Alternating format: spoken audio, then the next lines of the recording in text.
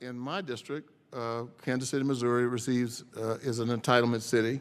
Independence, Missouri, with 145,000 people, is an entitlement city. None of the other cities are entitlement cities, which means that my rural community, Excelsior Springs, Sweet Springs, Richmond, Marshall, Lexington, Concordia, they don't.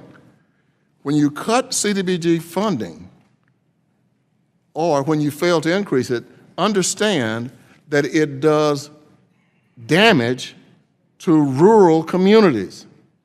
What I think people forget is that even though money comes directly to the entitlement cities, and Kansas City, St. Louis, Independence, Springfield, the rural communities don't get a specific allocation. It goes to the state, and usually it's administered by the Economic Development Department in the state of government. All of the all of the little towns must apply if they want a grant for a specific project under CDBG. It is very difficult. It is becoming almost impossible. I'm working on a project in Marshall, Missouri. You probably never even heard of the city. If we aren't able to get a CDBG grant, we're not going to be able to do the housing program. This is a town where there hasn't been a new house built in 10 years. 12,000 populated town. The community development program is even more important today than it ever has been.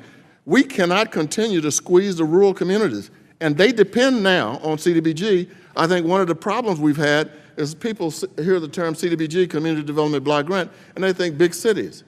Ladies and gentlemen, I'm telling you, the more we fail to see the symbiotic relationship between rural and urban, the more we're going to do damage to this country.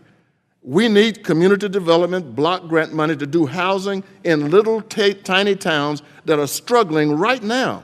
We cut money in the CDBG. Understand this.